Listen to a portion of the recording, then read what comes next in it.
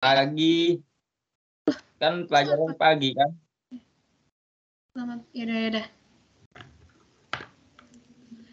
Salam udah. Malam. Yaudah. 1, 2, 3. Selamat malam untuk teman-teman semuanya. Kita akan mempresentasikan, kami dari kelompok 8 yang mempresentasikan tentang hukum hak kekayaan intelektual. Kami beranggota 5 orang. Yang pertama saya sendiri, yang kedua ada Virginia Rabani, yang ketiga ada Yaskiel Pasca, terus yang keempat ada Taufan, dan yang terakhir ada Van Leeuwen Sitorus. Selanjutnya akan dibacakan oleh teman saya. Pengertian kekayaan hak intelektual lahir dan tumbuh dari kemampuan intelektual manusia. Karya yang lahir dari kemampuan intelektual manusia tersebut berupa karya-karya dalam bidang teknologi, ilmu pengetahuan, seni, dan sastra. Hak kekayaan intelektual atau HKI merupakan hak-hak secara hukum yang berhubungan dengan hasil penemuan dan kreativitas seseorang atau suatu kelompok. Hal ini berhubungan dengan perlindungan permasalahan reputasi dalam bidang komersial dan juga tindakan jasa di bidang komersial.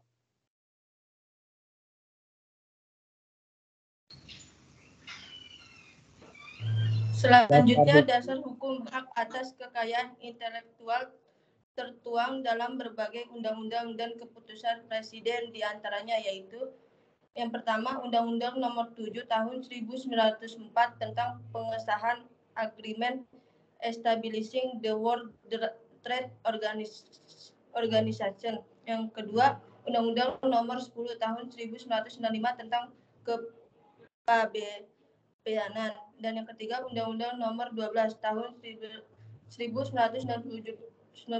tentang hak cipta. Yang keempat, Undang-Undang Nomor 14 Tahun 1997 tentang merek.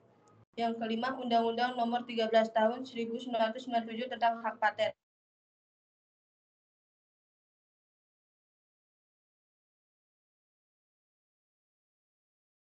The Protection of Industrial Property dan Convention Establishing the World Intellectual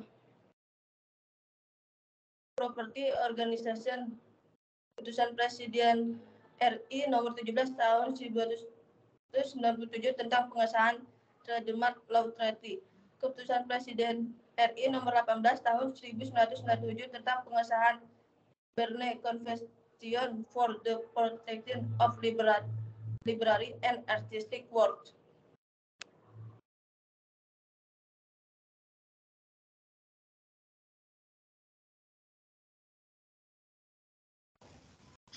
Selanjutnya ada prinsip-prinsip hak kekayaan intelektual.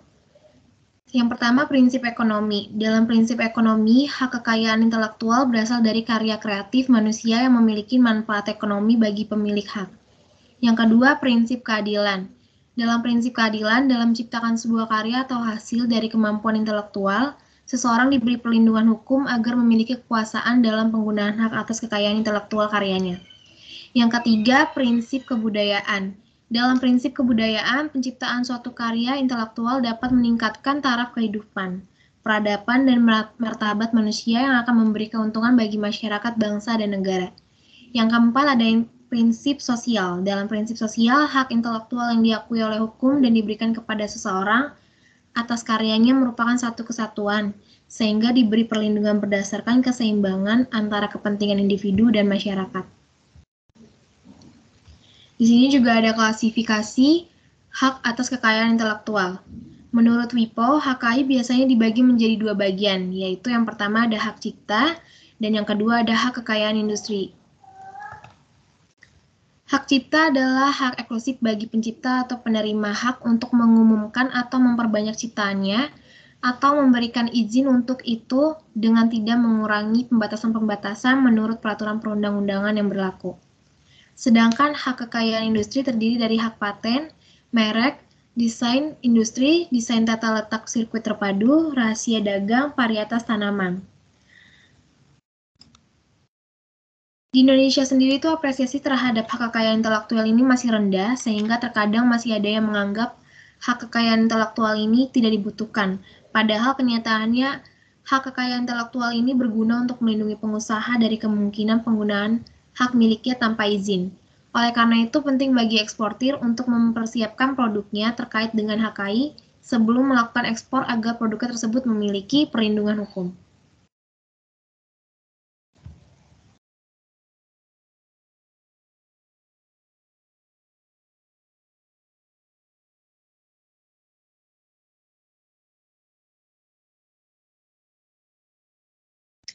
Manfaat hak kekayaan intelektual.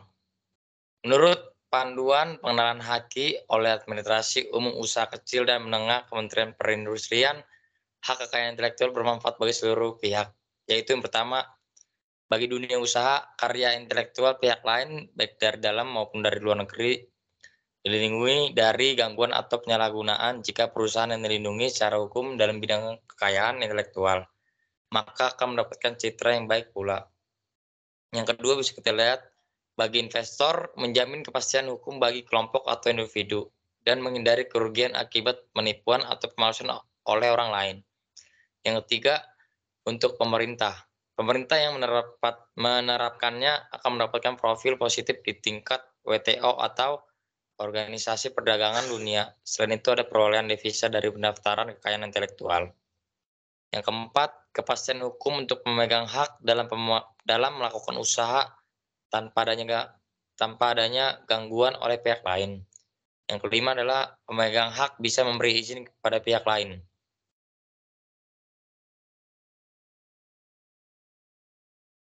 Bisa kita lihat juga tujuan HKI. Satu, sebagai perlindungan hukum terhadap pencipta dan karya ciptanya. Yang pertama, dalam manfaat HKI adalah perlindungan hukum terhadap pencipta jika perusahaan kamu mendaftarkan karya kekayaan intelektual. Karya tersebut akan dilindungi secara hukum.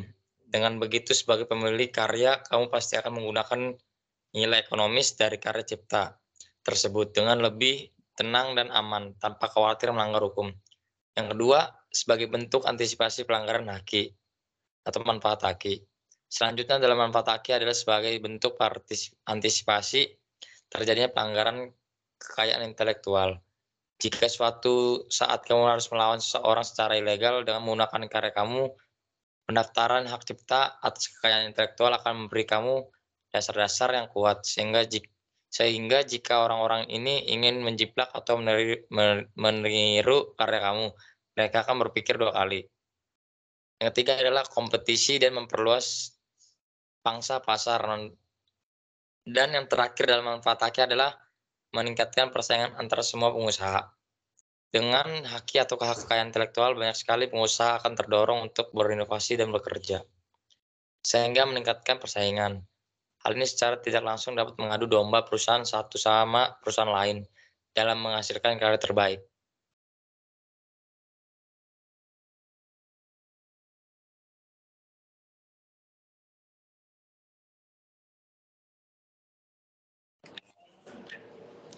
Dasar Hukum Hak Kekayaan Intelektual. Undang-Undang Nomor 7 Tahun 1994 tentang pengesahan Agreement Establishing the World Trade Organization atau Persetujuan Pembentukan Organisasi Perdagangan Dunia.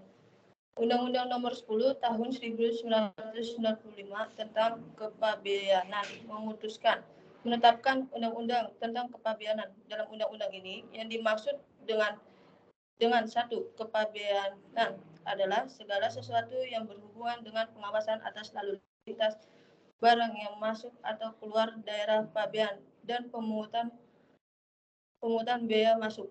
Undang-Undang Nomor 12 Tahun 1997 tentang hak cipta. Hak cipta adalah hak khusus bagi pencipta maupun penerima hak untuk mengumumkan atau memperbanyak ciptanya, maupun memberi izin untuk itu dengan tidak mengurangi pembatasan-pembatasan menurut peraturan perundang-undangan yang berlaku.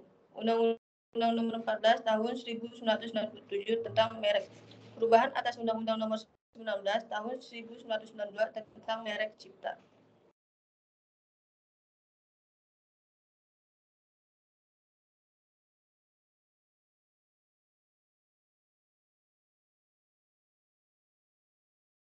Selanjutnya, perbedaan hak cipta, paten, dan merek.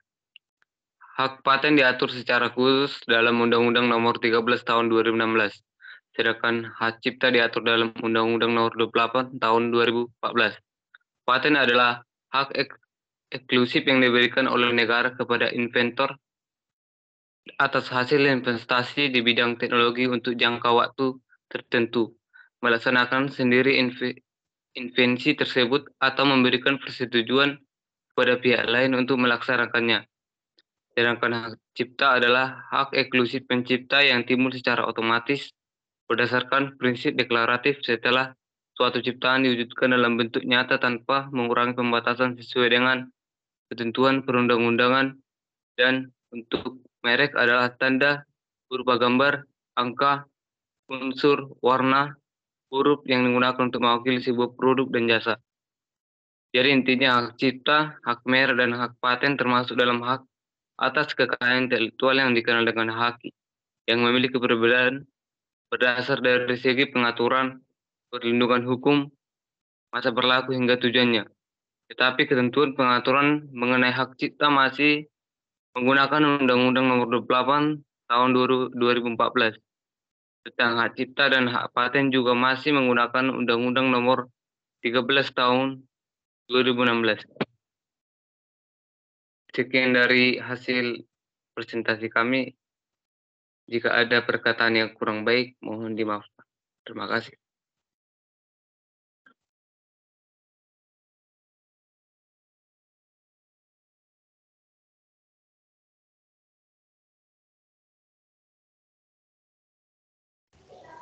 Jika ada teman-teman yang mau bertanya, dipersilakan untuk di kolom komen nanti untuk bisa bertanya. Terima kasih.